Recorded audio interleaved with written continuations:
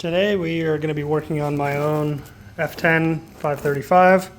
Recently had the charge pipe break where the map sensor attaches. I put some epoxy on there as a temporary fix since this is my daily driver while I was waiting for the new charge pipe to arrive. I ordered the ECS tuning charge pipe. No real reason other than it was cheaper than other options and I could get it here quickly. There's no moving parts, there's not much to it. Plenty of brands to choose from there. And today I wanted to make a quick DIY on how to install it. Should take all of about 15 minutes to get installed and take it for a test drive. So the first things that we want to do are remove this reinforcement brace as well as this intake tubing to give ourselves some room to work with. In order to do that, we're going to remove this 16 millimeter and we're going to just crack loose this second 16 millimeter. I'm going to do that with an impact, but you can do it with hand tools as well. As you can see, I do not fully remove that. I just unbolt the one end, loosen the other, and I can rotate this bar up and out of the way. And then for this second plastic piece here, there's two tabs that we need to access. You can use a screwdriver, a pick, whatever, just kind of push those down, pop that out, and then you'll be able to rotate it up and out of the lower connection point. So all I'm doing here, get a screwdriver up underneath the edge and pry up on it. You can use two hands to wiggle it free, and I'll use two hands and get that off. Once that's out, we can pull it up and just kind of grab this and twist it up and out. Get that out of our way, and now we have good access to the charge pipe itself. So all that we're going to do now is loosen this upper hose clamp. You can remove this vacuum tubing there, and all that we have to do that is, see if I can get some better light there. Grab on either side, pinch, pull it straight up. We're then going to disconnect the map connector down there, the electrical connection, and the way that you can do that is just pinch the back tab of it and pull it down. So we're going to pinch down this tab on the bottom and pull away. If you're finding that that is difficult, the other thing that you can do is insert a pick underneath the tab there and then use your other hand to pull it away. Once that's out of our way, we're going to continue with our pick and grab the metal lock ring on the charge pipe, hook underneath it and just pull straight up and out. Once that's released, use your hand, grab the charge pipe, pop it off. With this other upper hose clamp disconnected, you may need to use two hands, but pull the two pieces apart from each other and you should be able to wiggle the charge pipe out. Okay, so with that disconnected, we can grab the charge pipe, and you will have to manipulate it around a little bit to get it out of there. Just easy as that. We got the charge pipe out of the vehicle. I'm gonna grab, those look like probably a T25 or a T30.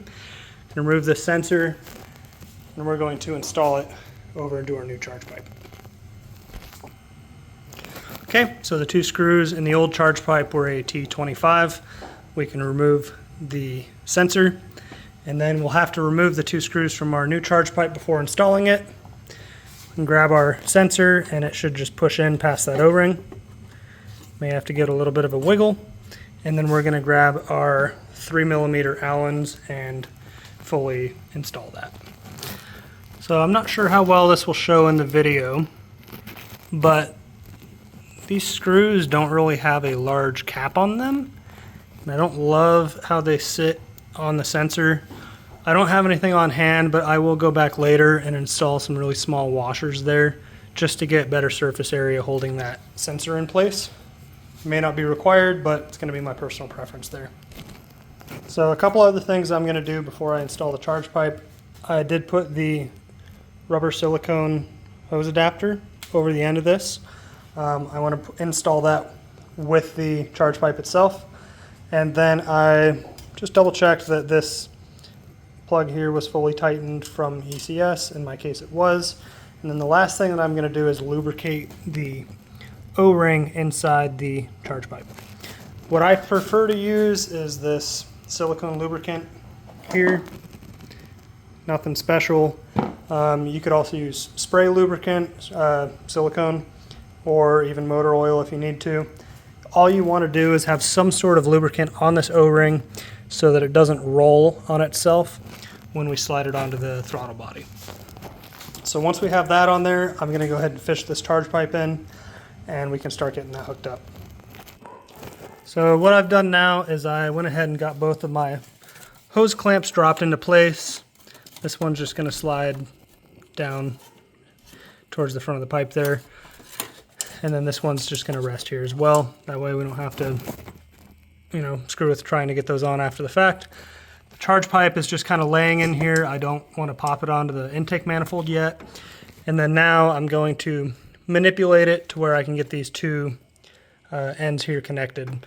What I'll probably end up doing is shoving the charge pipe as far that way as possible. And then I can manipulate this other pipe back a little bit.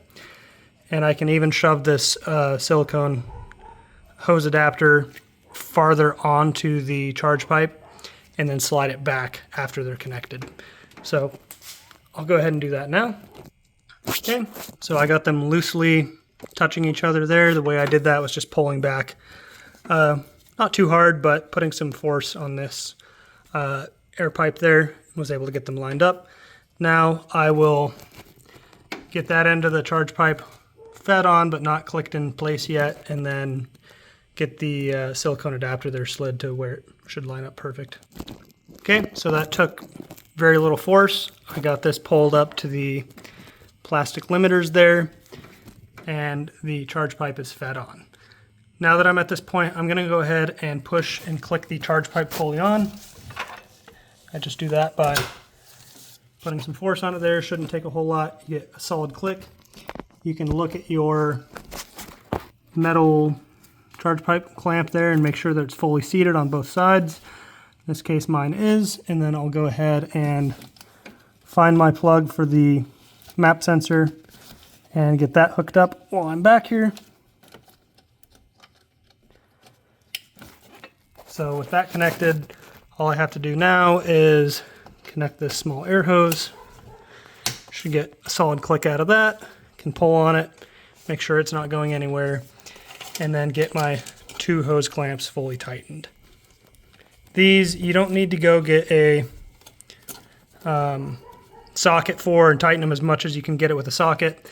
I like to stick with the screwdriver, and that way it'll limit how much torque you can apply. You do want to put this about as tight as you can get it with just the screwdriver, and that should have you tight enough to keep it from blowing apart, but also not so tight that you strip out the clamp. And there we have our charge pipe fully installed. Both of our clamps are tightened. I'm a little bit anal, and when I started I wanted to make sure my clamps were facing the same direction, get them lined up with each other, get them in nice straight lines so everything looks like it was professionally done. And then all we got to do is put our fresh air tube back in and our brace there. So with this is the way that it's going to sit in the car. If you look down inside here, you see where it's going to hook up. So we want to fish that end first, and you will have to kind of spin it around back and forth until you get it fully seated.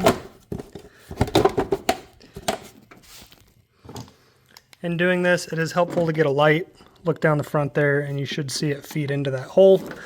Once it's fed in, it shouldn't be too difficult to grab this hose, pull it back, and you got to make sure you get past all those tabs and you can get it pressed back onto the airbox. Okay, there we have both of the clips pushed in all the way. We can go ahead and grab our brace here, rotate it back down, get our 16mm back in, and then I'm going to grab my impact, tighten both of those, and then we're good to go for a test drive. Hope you guys enjoyed. Good luck.